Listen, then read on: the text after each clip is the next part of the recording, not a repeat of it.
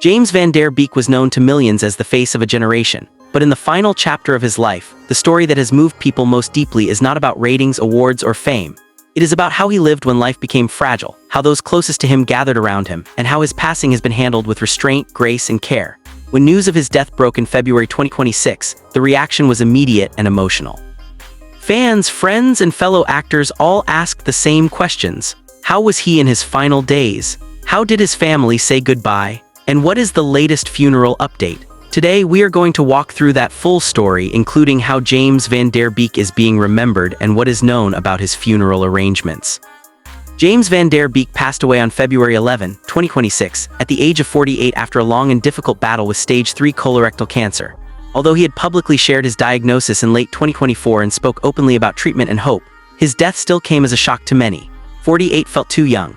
For people who grew up watching him on television, it felt as if someone from their own youth had suddenly been taken away. For those who knew him personally, it was the loss of a husband, a father, a brother, and a friend who had fought with quiet determination. In the hours after his death was confirmed, there was no dramatic press conference and no immediate public plan announced. Instead, there was a wave of personal tributes that began to shape the narrative of his final days. These messages did not come from publicists or official statements. They came from people who had sat beside him, spoken with him, and held his hand when time felt limited. Through their words, the public was allowed a rare, intimate glimpse into how James Van Der Beek faced the end of his life. One of the most widely shared tributes came from Stacy Cabler, a longtime friend. She described spending time with James in his final days and called those moments sacred.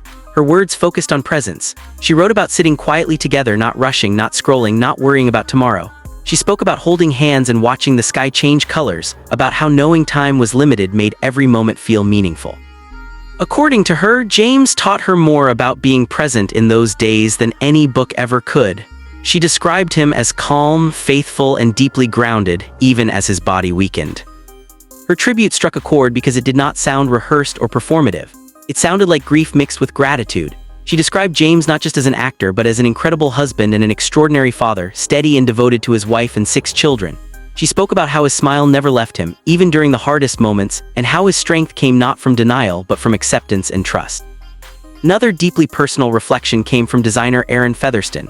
She shared memories that painted James as the kind of friend who always showed up, the one who would come in the middle of the night if someone needed help, the one who celebrated other people's milestones as if they were his own. She described holding his hand, smiling at him, and thanking him for a friendship built on loyalty and kindness. To her and others close to him, James was not a celebrity, he was family. Alfonso Ribeiro also shared his experience, speaking openly about being present in James' final days. He described the emotional roller coaster of the cancer journey, the moments of hope when it seemed like the illness might be beaten, and the crushing lows when it returned. He wrote about how grateful he was to be able to say goodbye and how that moment would stay with him forever. He called James not just a friend, but a guide, someone who had changed his life and whose influence would continue long after his death. As these tributes circulated, a picture began to form.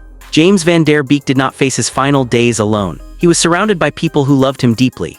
His last chapter was marked by connection, faith, and honesty rather than fear or isolation. For many fans, this was comforting. It reframed the loss. Instead of focusing only on the tragedy of his death, people began focusing on the way he lived right until the end. At the center of this story is James' family. His wife, Kimberly Van Der Beek, and their 6 children were the foundation of his life, especially during his illness. In past interviews, James spoke candidly about how cancer affected his ability to be the father he wanted to be. He talked about the pain of not being able to lift his children or put them to bed during certain phases of treatment. Yet he also spoke about gratitude, about learning patience, and about how deeply his family supported him through everything. After his death, Kimberly released a brief but heartfelt statement confirming that James had passed peacefully. She asked for privacy and understanding as the family grieved and added that there would be more to share regarding his wishes in time. That statement set the tone for everything that followed. There was no rush, no spectacle, just a clear request for space. One detail that later emerged quietly added emotional depth to the story. Shortly before his passing, James and Kimberly renewed their wedding vows in a deeply private moment at home. There were no cameras and no public announcement at the time. It was simply a reaffirmation of love and commitment between 2 people who had faced illness, uncertainty, and fear together. For many who later learned about it, this moment felt like a deeply personal goodbye, one rooted in love rather than ceremony. As fans revisited James' career, memories from different stages of his life resurfaced. His breakout role as Dawson Leery on Dawson's Creek defined an era of television and made him a household name.